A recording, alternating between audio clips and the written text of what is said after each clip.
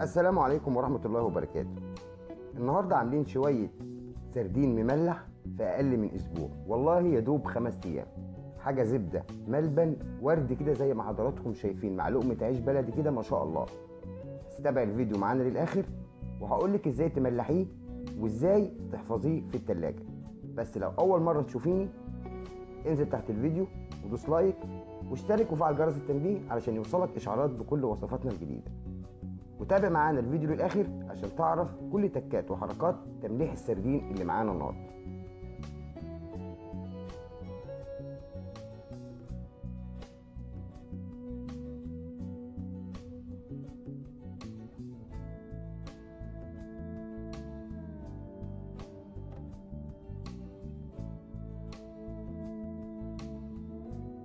اول حاجه انا بجيب شويه ميه عاديه جدا من الحنفيه، وهعصر فيها عصرتين ليمون. بجيب 3 4 ليمونات كده وبعصرهم في قلب الميه زي ما حضرتك شايفه كده بالظبط. اي ميه عاديه يعني، ميه من الفلتر، ميه من الحنفيه، مفيش اي مشكله، المهم الميه تكون بتاعتنا نظيفه. بجيب السردين بتاعي الجميل، وده طبعا الموسم بتاعه اللي بيبقى فيه السمكه نفسها ماسكه نفسها كده، يعني بتبقى طازه. حاولي تختاري السمكه اللي ماسكه نفسها.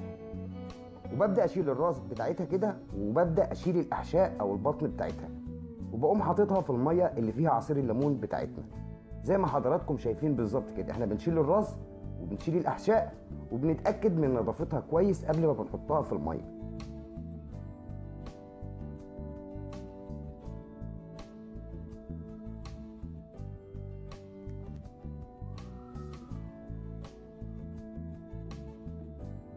بعد كده انا بخرجها من الميه، يا اما احطها في مصفى او احطها على اي طبق.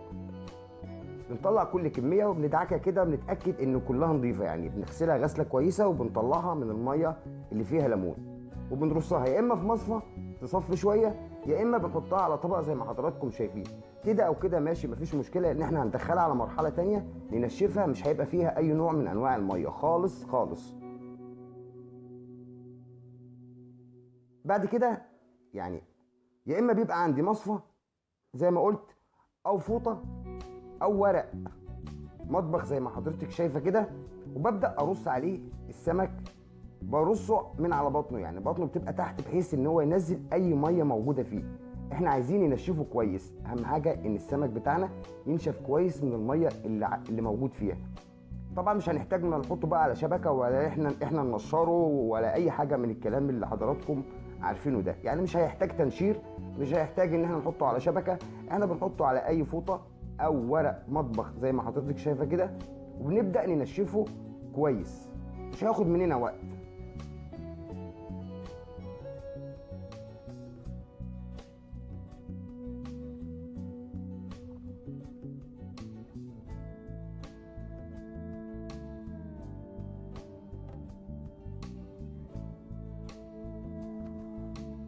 نبدا نعمل الملوحه بتاعتنا. الملوحه بتاعتي عباره عن، انا بستخدم لكل 2 كيلو سمك ربع كيلو من الملح، وشويه بابريكا او كركم، وشطه، وورق لورا. طبعا انا ما استخدمت الشطه، انا استخدمت هنا البابريكا. حطيت البابريكا على الملح وقلبتهم مع بعض كويس جدا كده زي ما حضراتكم شايفين، واقوم واخد في بطن السردين بتاعي ملح، وببدا احط على ظهر السمكه ملح برضو من الخلطه بتاعتي دي، واتاكد كويس ان السردينه اتغلفت كلها بالملح. اهم حاجه اتاكد ان السردين بتاعي اتغلف كويس بالملح. ده ملح عادي جدا يا جماعه، احنا مش محتاجين ملح خشن، لان السردين زي ما قلنا قبل كده انه من الانسجه الناعمه جدا، النسيج بتاعه حساس قوي، فمش محتاجين ان احنا نحط عليه ملح خشن. ده ملح عادي جدا من بتاع المطبخ. ده لو هنعمل فسيخ احنا بنستخدم اللي هو الملح الخشن، الملح الصخري، الملح اللي احنا نعرفه اللي هو ملح البحر. لكن هنا احنا مش محتاجين ملح صخري، احنا بنستخدم الملح اللي هو العادي بتاع المطبخ عادي جدا، لان طبعا ما بياخدش وقت، فمش محتاجين ملح يكون خشن. انا بستخدم لكل 2 كيلو سمك باخد حوالي ربع كيلو ملح من الملح الناعم، وشويه بابريكا كده او كركم، وورق لورا، وشويه شطه. يعني عايزه تضيفي شطه، انا ما ضفتش الشطه عشان انا ما بحبش الحراق، لكن لو حابه تضيفي شويه شطه مفيش مشكله. عندك برطمان بقى، عندك علبه مفيش اي مشكله. بنبدا نرص السردين في قلب البرطمان بتاعنا او في العلبه. انا من الناس اللي ما بتحبش ترص السردين في اكياس. البرطمان بيبقى جميل جدا لان بينزل كل الميه والعصاره بتاعته، وبتبقى الميه بتحفظه كنوع من الحفظ. الميه اللي بتنزل من السمك ده كنوع من الحفظ، وفي نفس الوقت ما بتاخرش السمك. السردين بيجي معايا بدري، ما بيتاخرش في التخليل. حابه بقى تعمليه في ورق، مفيش مشكله.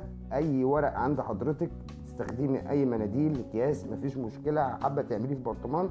ونبدا نرص السردين وبنحط ورق اللورة ما بين السردين وبعض. ورق اللورة يا جماعه جميل جدا، بيشيل اي ريحه زفاره موجوده في سمك التخليل. اي سمك تخليل عندكم حاولوا ان انتوا تحطوا عليه ورق لورة، لانه جميل جدا زي ما قلنا، بيشيل اي ريحه زفاره موجوده فيه.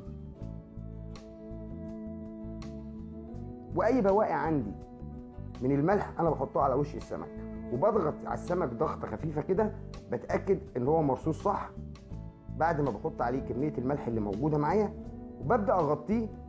بس قبل ما اغطيه في حاجه مهمه جدا لازم تاخدوا بالكم منها، ان احنا نحاول نعزل السمك عن الغلاف الخارجي. يعني ازاي؟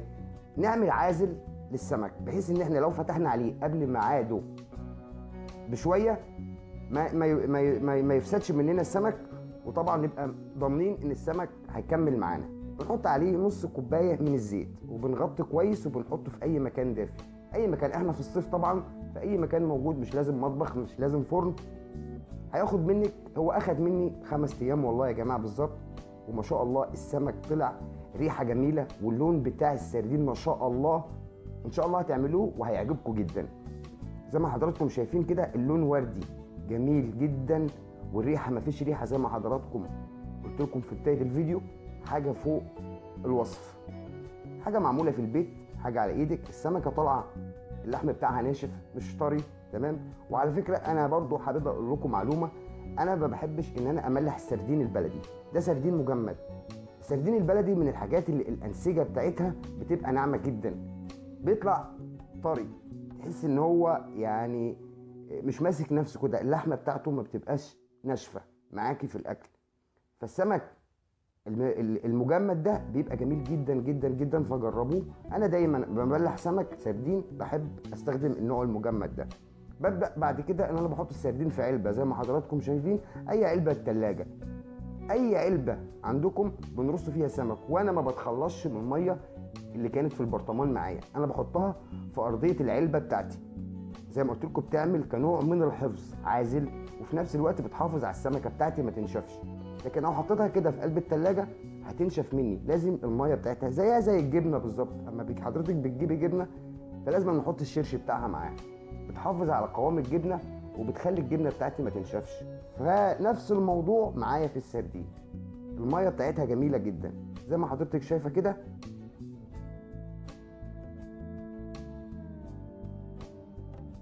بجيب بقى شويه ليمون، بقطع شرايح ليمون كده، تمام، ومعايا نص كوبايه من الزيت انا بحطها عليه عشان تطري السمكه معايا.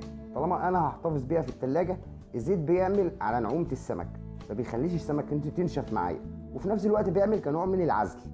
وبرص عليها الليمون زي ما حضرتك شايفه كده، وبدخلها التلاجة في اي وقت بحب ان انا اكل منها، بطلعها في اي وقت.